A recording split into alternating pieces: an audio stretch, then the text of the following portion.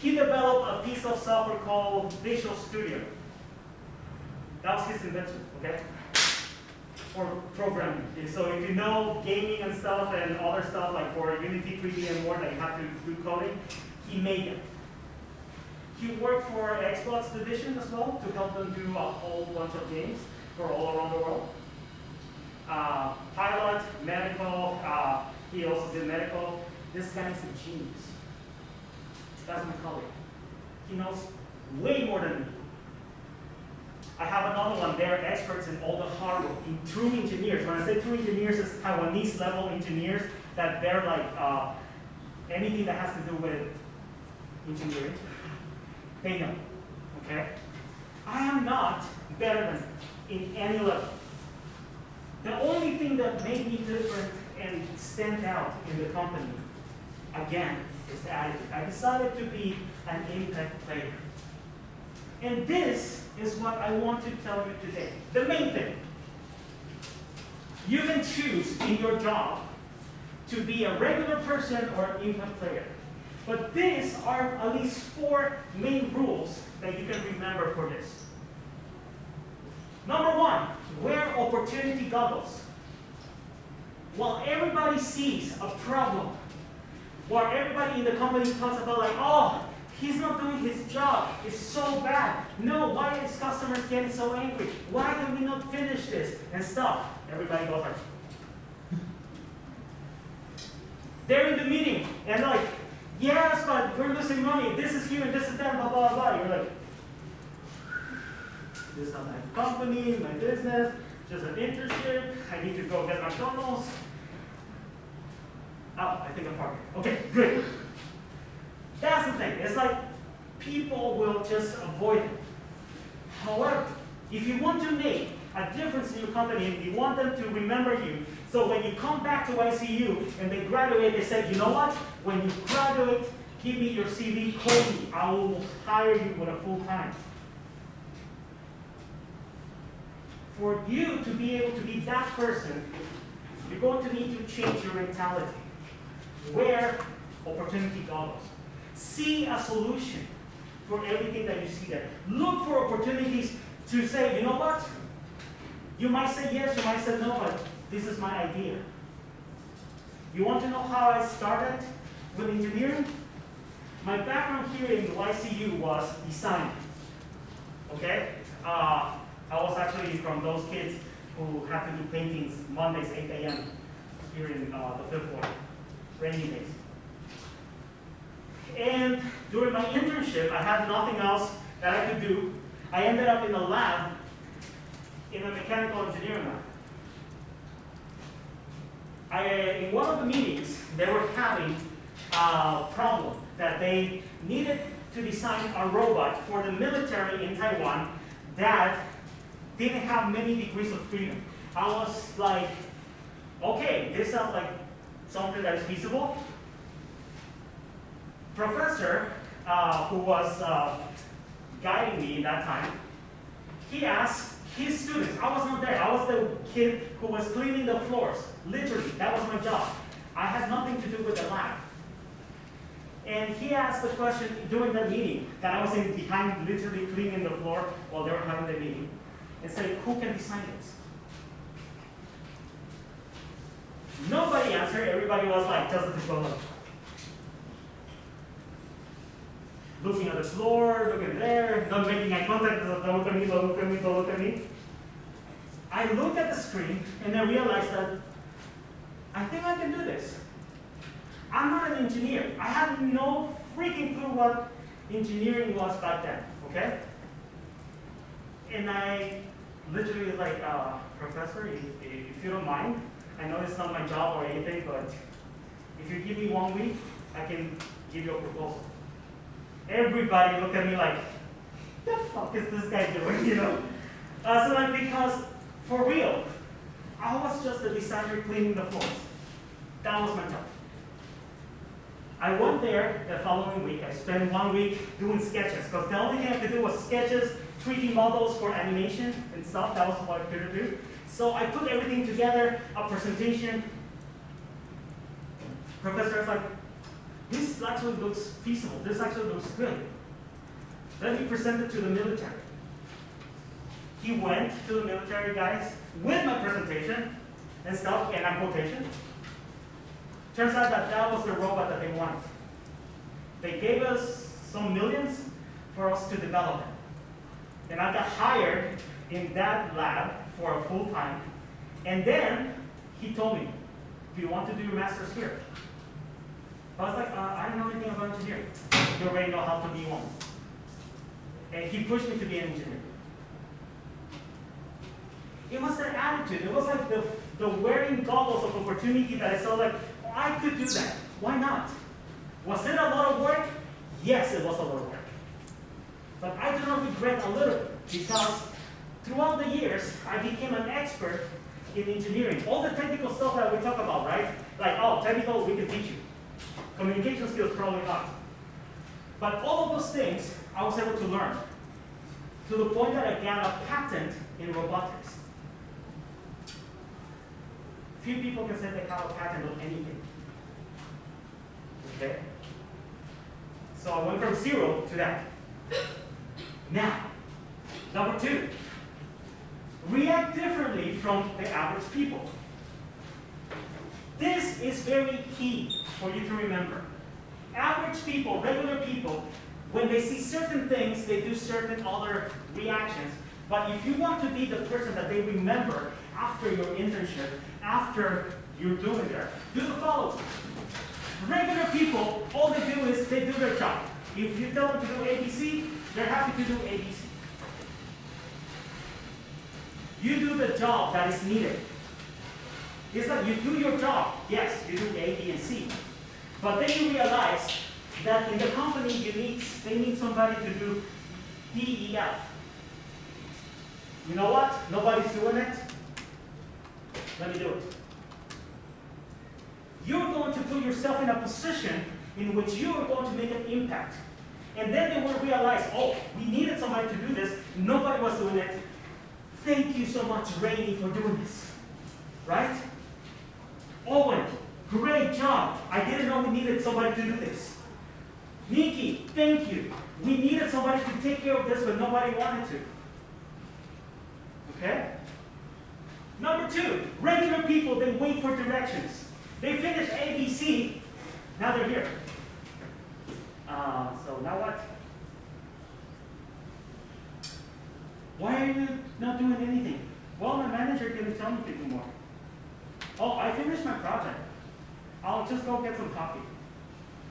And let's see, 1 week later, the manager is like, oh, I know you did this 3 weeks ago. What else you did? I'm waiting for you to tell me.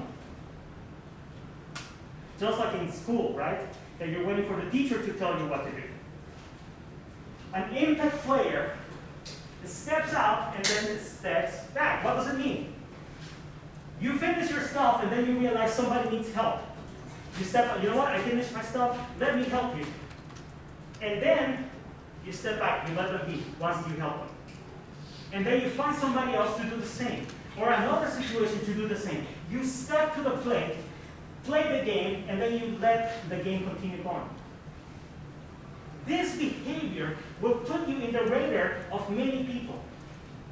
People will take notice of you and say like, you know what, out of nowhere, Wawa came and she helped me with this, I didn't know how to, and we made it easier. Okay?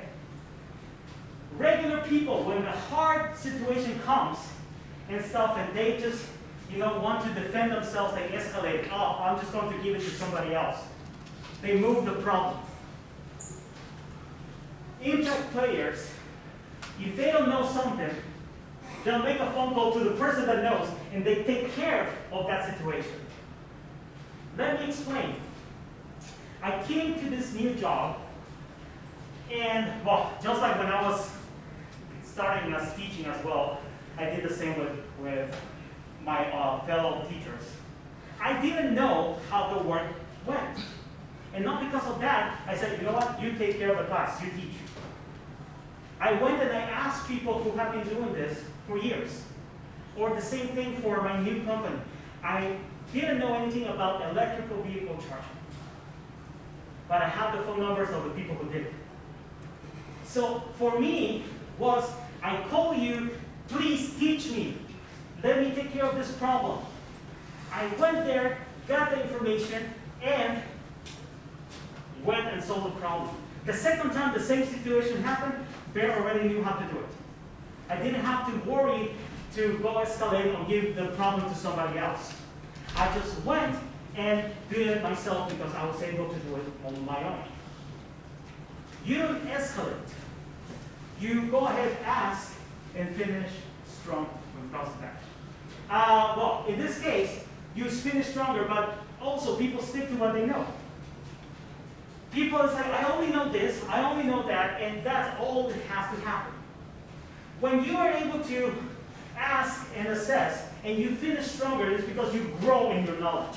However, when you stick to what they know and you ask and adjust, means that even if you are serious about one direction, and you're able to change that and adjust yourself to be able to get to the point that you need to be, you're already above an average person. Because many people believe that, oh, I know this, and this is the only way to do it. Somebody that asks and adjusts, they can see multiple ways to solve a problem. And that will make you an impact player, because many times companies, they have problems that they cannot solve because everybody's looking in the same direction. But maybe by asking and adjusting, you can give them a different solution. Last one. Regular people, they have the tendency to add burden to others. What does it mean? Since they just clock in, clock out, since they only stick to what they know and they don't want to take responsibility for anything, what happens is that other people end up doing their job. And they get very upset. Or the boss has to carry the whole team because nobody's really doing more than that. However, when you are an impact player, you actually lighten the burden for others, make work easy. You go ahead and say, hey, I see that we can do this and this. Let's create a process so we can repeat this many times and it's faster for everybody. So let's work together. Instead of saying like, oh, can you do this for me because I don't have it. An impact player will be remembered because, oh, dude, before Jeffrey or before Jasmine or before anybody, it's like when this person came, before Alan, this was so hard for all of us. And then this person came and made it better for all of us. It was easier. So we're happy about that. They will remember you. And then at the end, maybe they'll offer you a full-time after your internship. Because they'll know the value that you have. Number 3, they tap into unwritten rules. This actually means that you are going to try to look outside the box. You know that in the company that everybody's doing A, B, C, and every does it in the same way. But it's like, okay, what is a faster way to do this? You see the thing and it's like, you know what? If we can make it more efficient and better, if I can create a template for you to do many web pages instead of designing one by one. If I can create, I can create a process in which we have a first redaction for marketing, and then we have a second person who does the revision, third person puts the graphics and stuff, instead of having to do one person everything, then we can actually generate many pages at the same time, blog pages and more, right? This actually makes you tap into written rules. And when you tap into written rules also, that tells you about your behavior, your attitude. Nobody's telling you that you should show up early. Nobody's telling you that you should show maybe stay a little bit later to make sure that the task is done. Nobody's telling you that you should make a phone call to make sure that the situation is running and progressing. But you did. It was not in the rules. In your contract, it does not say If the project is here, you have to wake up earlier to get to office on time. You tap into those rules and you work. Last one. People who are impact players, they generate investment. They generate investment means that the company sees your value. The company sees what you contribute. And they will say, you know what, Hibiki, you've been doing great for this month, and I believe that your work is more valuable to us than the salary we're giving you. We're going to give you more. You know what? I want to give you more tasks, but I want to make sure that you now become a manager. Okay? They invest in you, not only money-wise, but they invest responsibilities, they invest the company in you. Let me tell you something. Right now, in my company, we are restructuring certain things. And Bear right now became a central part of the company, in which now my role is it has been kind of put into managing people, putting more people to come and work with me so I can provide solutions to what we're doing because of all of this. Yes, that implies a lot of more responsibility, but more investment from the company. That's the reason why I was able to go ahead and say, guys, we need interns and stuff, and they gave me the green light to choose where from, because they wanted to put them